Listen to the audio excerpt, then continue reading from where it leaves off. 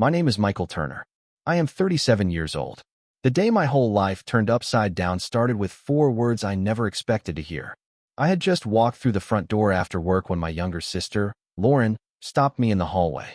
She was standing stiff, like she had been holding her breath for a while. Her face was tight and serious. She looked me straight in the eyes and said, "She wants a divorce." That was it. No build-up, no warning, no gentle way to say it. For a moment, I honestly thought I had heard her wrong. I frowned and said, "What are you talking about?" My sister swallowed hard and repeated it. Amanda said she wanted to divorce me. I stood there frozen, still holding my briefcase. My shoulders were sore from a long day at the office. The house smelled like leftover pasta mixed with lemon cleaner. The television was off, and the silence felt heavy. The kind of silence that tells you something is very wrong. My chest tightened. Yes, Amanda and I had been arguing more lately. We had raised our voices over little things that somehow turned into big fights. But I truly believed we were just going through a rough phase. I thought this was the kind of thing married couples worked through together. I had no idea she was already finished with us. We had been together almost 7 years. We had been married for 5 of those years. We had a 4-year-old daughter named Lily, and she meant more to me than anything in this world. In my mind, we were dealing with normal life stress, money pressure, busy schedules, old resentments we never really talked through. I believed we still had time to fix things. I believed we were still on the same team. I was wrong. I walked slowly into the living room, and that is when I saw it. Amanda was sitting on the edge of the couch, her back straight, her hands resting calmly in her lap. There was a folder on the coffee table in front of her. Her hair was pulled back tight, and her face was blank. She was not crying. Somehow, that scared me more than tears would have. She did not look up right away when I entered. "So this is how I find out?" I asked. My voice sounded strange to my own ears. "You send my sister to tell me?" Amanda finally looked up at me. Her voice was flat, like she had practiced this speech already. "I told Lauren because I knew you would ask questions I do not want to answer again. I want a divorce, Michael. I am done pretending I am happy. I already spoke to a lawyer." She tapped the folder with 2 fingers, like proof that she had planned all of this long before I came home. I stared at the folder. Then I looked at her. "Are you sure?" I asked. "We can work on this. We can go to counseling. We can fix it." She shook her head sharply. "No, I am not doing counseling. I am not dragging this out. I want the house, the car, and formal child support. My lawyer says it will go faster if you do not fight it." Those words hit me harder than any punch I had ever taken. "You want the house?" I repeated. "The house I pay the mortgage on every month? The car that is in my name? Amanda, I already pay for almost everything. The bills, the groceries, Lily's daycare, your phone, your health insurance. What exactly do you think I am not doing?" She crossed her arms, her jaw tight. "I am the one who takes care of Lily every day," she said. "I am the one who adjusts my schedule and runs this house. And yes, I want child support in writing. I am not leaving myself or my daughter depending on your promises. I want it set in stone." "Set in stone," I repeated quietly, like I am just another bill. My chest burned. "My lawyer says this is normal," Amanda added quickly, like that was supposed to help. "This is how it works. Ex-wives ask for what they need." "It does not feel normal," I said. "It feels like betrayal." I tried to reason with her. I reminded her of every bill I paid, every overtime shift I worked, so we could live comfortably. "I am not your enemy," I said. "I want Lily to be okay just as much as you do. Why are you acting like I have not been here?" She looked away for a second, then shrugged. "You are not enough for me anymore," she said quietly, "and I do not want to argue about it again." As if that was not painful enough, she dropped something else on me. "I think you should have Lily every other weekend," she said. "It will be better for her routine." My stomach sank. "Every other weekend?" I asked. "We talked about this. We agreed I would have her every weekend. Lily looks forward to that. You know she does. Please do not do this." "This is not about you," she said. "It is about structure. My lawyer says every other weekend is more typical. And I agree. I am not arguing about this, Michael." Something inside me cracked. "Lily is my whole world," I said. "You are asking me to go from seeing my daughter every weekend to seeing her twice a month, like I am some distant relative. I will fight this." And I did. The weeks that followed blended together. Meetings with lawyers, endless paperwork, tense court dates, long nights where sleep would not come. I kept seeing Lily's face in my mind, wondering how she would feel when she realized she would not be staying at my place as often. That was the hardest part of all.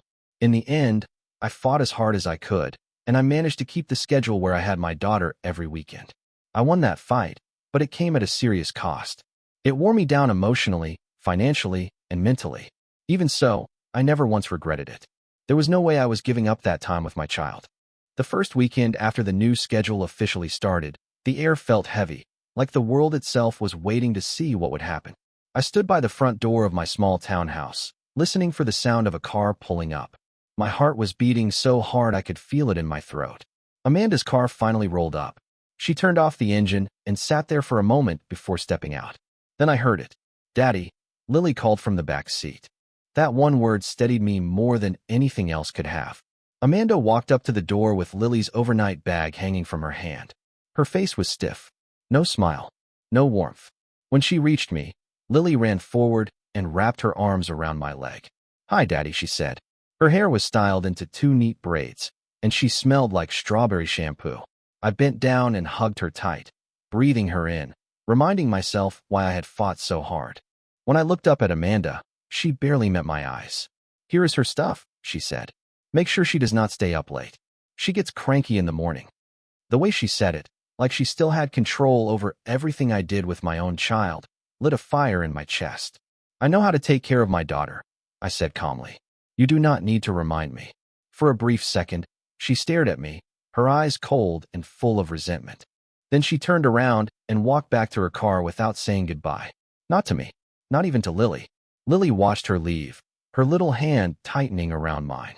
"Is Mommy mad?" she asked softly. I forced a smile. "She is just in a hurry, sweetheart," I said. "Come on. I have pancakes and cartoons waiting for you." Once Lily was inside, sitting on the living room rug and playing with her stuffed animals, everything I had been holding in came crashing down. I sat on the couch and rubbed my face with both hands. I had been working weekends just to stay afloat financially. Having Lily every weekend meant giving up those extra hours. I would not trade my time with her for anything, but it meant something else had to suffer. I could feel the pressure in every part of my life. When the divorce was finally finalized, the reality hit me harder than any judge's gavel ever could. I had exactly what I fought for. Lily was with me every weekend. But balancing that with my job was becoming almost impossible. I worked full-time during the week at the firm, then rushed out on Friday evenings to pick her up, spent the entire weekend being a father, and showed up Monday morning pretending I was rested and focused. I was not. The exhaustion started creeping into everything. I fell behind on small tasks at work. I missed a couple of internal deadlines. More than once, I caught myself staring at my computer screen without really seeing it. One Monday morning, after a weekend of building pillow forts and taking Lily to the park, I walked into the office feeling half awake. I was holding a cup of coffee that did nothing to help. That was the morning my boss, Mr. Whitaker, asked me to come to his office. I followed him in, my stomach already tight. He closed the door and pointed to the chair across from his desk. "Sit down, Michael," he said. His voice was not angry, but it had that firm edge I knew well. I sat down and folded my hands in my lap. "What is going on with you?" he asked. "You have been taking more weekends off. You come in exhausted on Mondays. Your numbers are slipping. This is not like you." I took a slow breath. "I am going through a divorce," I said. "It has been rough. I have my daughter every weekend. There have been court dates, lawyers, all of it. I am trying to manage everything, but it has been a lot." He nodded slowly. His face showed sympathy, but there was distance there too. "I am sorry to hear that," he said. "I really am. But everyone here has something going on. The work still has to get done. Clients do not care what is happening at home." "I understand," I said quickly. "I will do better. I just need a little time to adjust. I cannot lose this job." He let out a slow breath. "I am not firing you today," he said, "but you need to get back on track. No more missed deadlines. No more unfinished reports. Do you understand?" "Yes, sir," I said. "I understand." I left his office with my heart racing, promising myself I would find a way to make it all work. For a short while, I believed I could. But a couple of months later, the cracks spread into something much worse. Working all week, parenting all weekend, paying child support, covering the mortgage, and keeping up with every other bill started pulling me under. I stayed late at the office some nights, trying to prove I was still dependable. That only made me more tired when Lily was with me. When the weekend came, I tried to be everything to everyone, and instead I was falling short everywhere. Then the day I had been quietly dreading finally arrived. Mr. Whitaker called me into his office again. This time, he did not ask how I was doing, and he did not talk about understanding. He folded his hands on the desk and looked almost sorry about it. "We are letting you go, Michael," he said. The words felt unreal, like they did not belong to me. 15 years is a long time, he continued. I respect what you have done for this company, but your performance has not bounced back. We cannot keep explaining it to upper management. Just like that. So that is it? I asked. My voice sounded weak even to me. No chance to fix it? No probation? Nothing? He shook his head slowly. We already gave you time. I am sorry. Human Resources will give you your severance paperwork this afternoon. I walked out of his office in a daze. A short while later, I was standing in the parking lot holding a cardboard box. Inside it were framed photos from my desk and a coffee mug Lily had painted for me at daycare. I sat in my car, gripping the steering wheel, staring straight ahead. I stayed there for a long time, trying to understand how I was supposed to tell anyone that I had just lost the job that had held my life together for 15 years. There was no room for feeling sorry for myself. Not really. The bills did not care. The mortgage payment was still due. The car payment was still there. And Amanda still expected her child support check every month, right on time, like nothing had changed. I started looking for work anywhere I could. I spent hours scrolling through job boards. I sent out resume after resume. I called old coworkers and asked if they had heard about any openings. The options were humiliating. Part-time retail jobs, minimum wage, fast food work. None of it came close to covering what I needed just to survive. The months dragged on with nothing solid. My savings shrank little by little until checking my bank account made my stomach twist. I tried to juggle what I had left, paying what I could, deciding which bills could wait and which ones could not. I missed a couple of child support payments. I knew Amanda would notice. I did not call her first because I already knew exactly how that conversation would go. She called me instead. "Where is the payment, Michael?" She snapped the second I answered. "Do you think I am joking with you? Lily has needs. I have bills. You do not just decide not to pay." I closed my eyes and pressed the phone tighter to my ear. "I lost my job," I said calmly. "I am looking for another one. Things are tight right now. I am doing everything I can." "That is not my problem," she shot back. "Do you think the court cares that things are tight? Do you think I can tell the electric company, 'Sorry, my ex-husband is struggling'? You pay what you owe or I will report it. Do you understand me?" Her words cut deep, but I had nothing left to argue with. "I hear you," I said quietly. "I will figure something out." After I hung up, I sat alone in the dark of my small apartment and stared at the wall.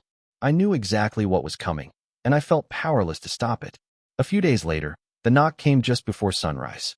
It was loud, hard, the kind of pounding that rattles the door frame. I woke up instantly, my heart racing. I did not need to guess who it was. Somewhere deep down, I already knew. When I opened the door, 2 police officers stood there in the hallway. Their faces were serious. "Are you Michael Turner?" one of them asked. I nodded, my mouth dry. The older officer read my rights in a calm, practiced voice and told me I was being arrested for unpaid child support. I stood there barefoot, wearing wrinkled sweatpants and a worn-out shirt, listening like he was talking to someone else. "I know I am behind," I said quietly. "I lost my job. I am trying to catch up." "You can explain that to the judge," he replied. "Turn around, please." Cold metal closed around my wrists right there in my own doorway. During the ride to the station, I stared out the window as the city passed by in gray blurs and early morning light. All I could think about was Lily. How was I supposed to explain this to her?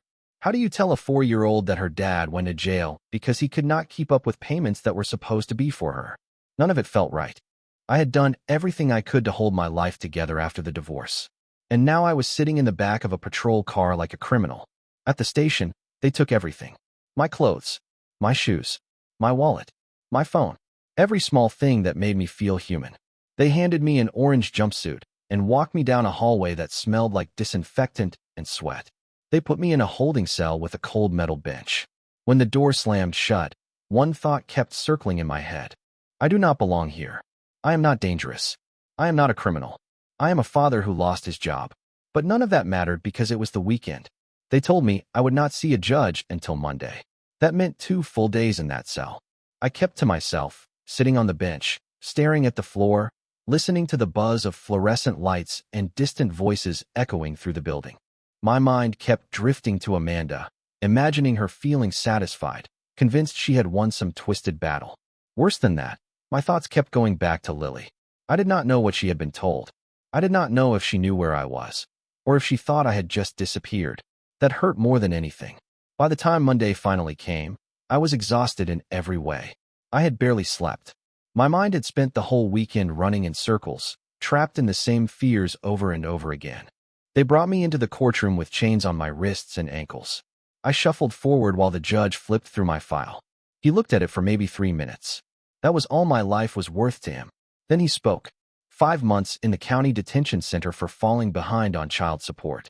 5 months for money I could not pay because I had lost the job I spent 15 years building. That was it.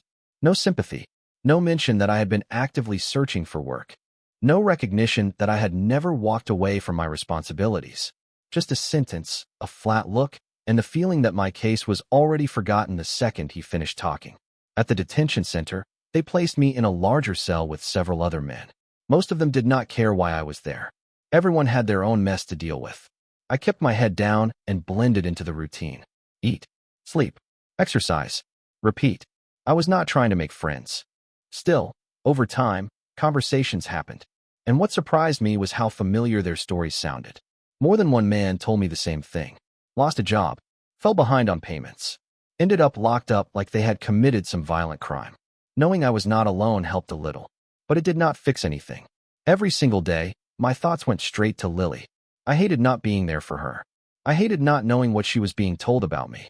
I hated having no control over the story being written about her father. My parents wrote whenever they could. My mother, Patricia, filled her letters with warmth. She reminded me of Lily's first steps, little moments she had watched us share.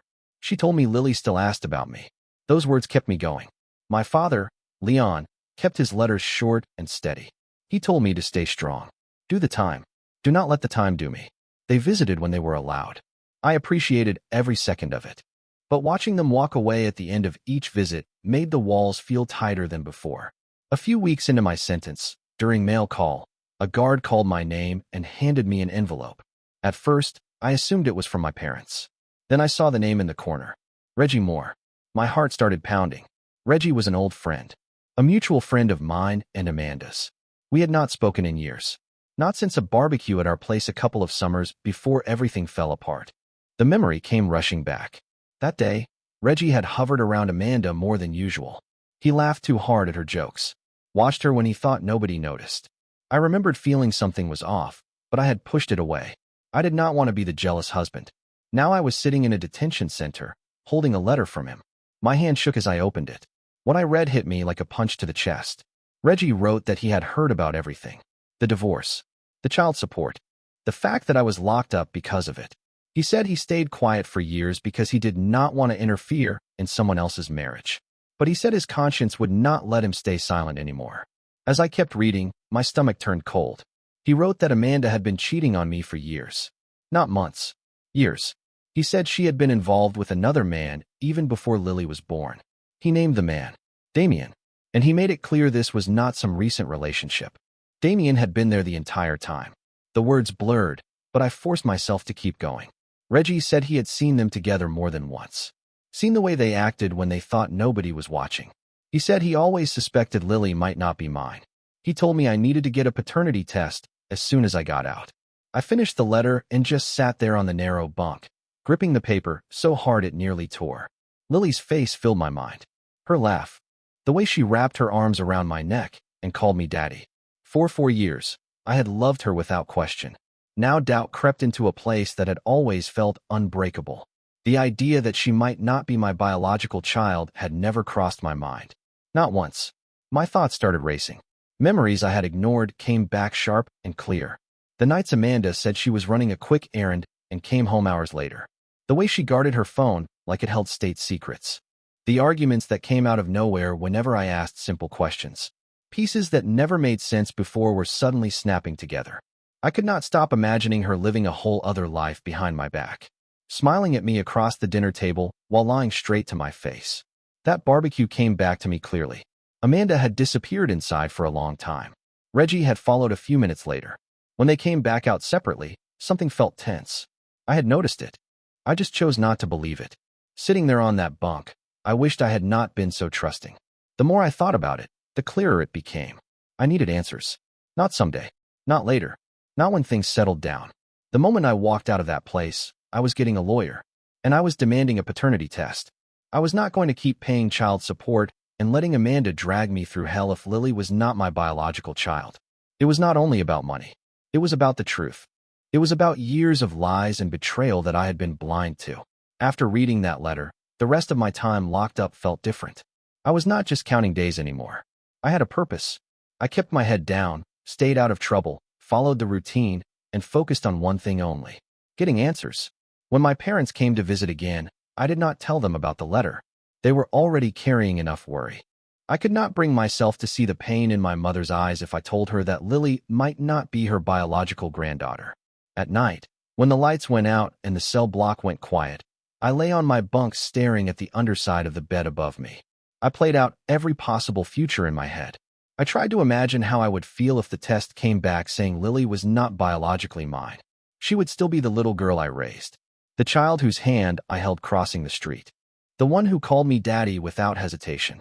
But the betrayal behind it all would cut deeper than anything I had ever felt. Eventually, my release day arrived. Walking out of those doors and breathing air that did not smell like metal and disinfectant felt unreal. My parents were waiting for me. My mother wrapped her arms around me, so tight I could barely breathe. My father grabbed my shoulder and said, "We are going to get you back on your feet." I nodded and thanked them, but my mind was already moving forward. I needed a lawyer. I needed that test. Within a week, I found an attorney who actually listened. I told him everything: the divorce, the child support, losing my job, the months in detention, and finally, the letter from Reggie. The lawyer was a calm, sharp-eyed man named Thomas Daniels. He leaned back in his chair and folded his hands. "We can absolutely petition for a paternity test," he said. "And we can also revisit the child support order. If what your friend claims is true, there may be grounds for fraud." "I want all of it," I said without hesitation. "The test, a full review of the child support. And if she has been lying to me this whole time, I want her held responsible. I spent 5 months locked up. I lost my career. I lost everything because of this." Daniels nodded. "Then we will pursue it. First step is the test. We get the truth on paper." The day of the paternity test, I arrived early. My hands were sweaty. My heart felt like it was trying to beat out of my chest. The clinic was in a medical building downtown, clean and quiet, with neutral walls and soft music playing overhead. When I walked into the waiting room, Amanda was already there with Lily. The second Lily saw me, her whole face lit up. "Daddy," she said, hopping off the chair and running straight toward me. I dropped to one knee and caught her in my arms. For a moment, nothing else mattered. I held her tight and breathed in the familiar smell of her hair. "Hey, baby," I said softly. "I missed you." She pulled back and smiled up at me. "Are you coming to my house later?" I swallowed hard. "Not today," I said gently. "But I will see you soon, okay?" She nodded without a second thought. That trust twisted something deep in my chest. When I stood up, I met Amanda's eyes. She stood with her arms crossed, her body stiff, anger sitting just under the surface. "You could have called me," she said quietly. "You did not have to drag us into court for this." I shook my head. "You dragged me into court first. You dragged me into jail. You treated every missed payment like a crime. I am done taking your word for anything without proof." Before she could respond, a nurse called our names. We followed her into a small exam room. The process was simple. Swabs from the cheek. Labels. Signatures. Lily giggled when the cotton swab tickled the inside of her mouth, and I forced a smile for her sake. Amanda stayed silent the entire time. When it was finished, Lily reached for my hand again. Amanda gently pulled her back. "We are done here," she said flatly. "The results will speak for themselves." 2 weeks. That was how long we had to wait. Those were the longest 2 weeks of my life. Every morning I woke up and checked my phone. Every time there was nothing, my chest tightened. I tried to stay busy. I applied for jobs, updated my resume, helped my parents around the house. But no matter what I did, my thoughts kept circling back to that envelope that had not arrived yet. At night, it was worse. I would stand in front of the bathroom mirror, staring at the dark circles under my eyes, wondering who I would be once the truth came out. I replayed memories over and over. Lily smashing cake into her face at her first birthday. The first time she called me daddy. The way she clung to my leg when she did not want me to leave. I tried to imagine walking away from her if the test said she was not biologically mine. I could not see it. At the same time, another voice in my head kept whispering that I could not keep letting Amanda get away with everything she had done. No matter what the results said, everything was about to change. She had already taken my marriage, my home, my career, and months of my freedom. If she had lied about something this big, something this basic, there had to be consequences. I went back and forth between anger and grief. One moment I wanted justice. The next moment all I wanted was to hold Lily and pretend none of this was happening. Then the envelope arrived. It was a quiet afternoon. I was alone in my small living room when I heard the mail slot rattle. I walked over, picked up a thin white envelope, and froze when I saw my name printed on the front. My hands were shaking as I sat down on the edge of the couch and tore it open. The paper inside felt heavier than it should have. I unfolded it slowly and forced myself to read. Probability of paternity, 0%. The words blurred almost immediately, but the meaning was clear enough. I was not Lily's biological father. Just like that, 4 years of my life felt like they dropped out from under me. I do not even remember letting go of the paper, but it ended up on the floor. I sat there staring at it, half convinced it might change if I looked long enough. My chest felt hollow, like everything inside me had been scooped out and replaced with cold air. I had loved that little girl with everything I had. I paced the floor with her when she cried in the middle of the night. I read her bedtime stories until my throat hurt. I fought in court to keep my weekends with her. All the while, the woman I married knew the truth and kept it from me. After a long stretch of silence, I picked up my phone and called Mr. Daniels. "The results came in," I said when he answered. My voice sounded far away. 0%. There was a pause. "I am sorry, Michael," he said quietly. "I know that is devastating. Are you ready to move forward with what we discussed?" I closed my eyes. "Yes," I said. "I want to sue her. Fraud. Emotional damage. Every dollar of child support I paid. I want this in front of a judge." He told me he would start the paperwork immediately. When the call ended, a wave of mixed emotions hit me. There was a bitter sense of being right. I had trusted my instincts. I had been right not to believe Amanda anymore. But wrapped around that feeling was deep grief. I had prepared myself to fight for my life back. I had not prepared myself to lose Lily in the process. The weeks that followed were filled with lawyers' offices, sworn statements, and stacks of paperwork. I had to relive everything. The divorce, losing the house, losing the car, the child support, the arrest, the months locked up, Reggie's letter, the test. Every time I told the story, it felt like tearing open the same wound. When the court date finally came, all I could do was brace myself. That morning, I sat in the back seat of a cab watching the city pass by. My suit hung loose on me. Stress and time had worn me down. My hands were clenched on my knees, and my thoughts were racing. I did not want revenge just for the sake of it. I wanted the truth out in the open, where it could not be twisted anymore. When I walked into the courtroom, Mr. Daniels met me near the door. "You ready?" he asked. "As ready as I can be," I said. Amanda was already seated at the other table. She looked polished. Perfect hair, careful makeup, crisp clothes. But her eyes betrayed her. They flicked toward me and then away, panic hiding just beneath the surface. The judge entered, and everyone stood. Amanda's attorney went first. She took the stand and told her version of events.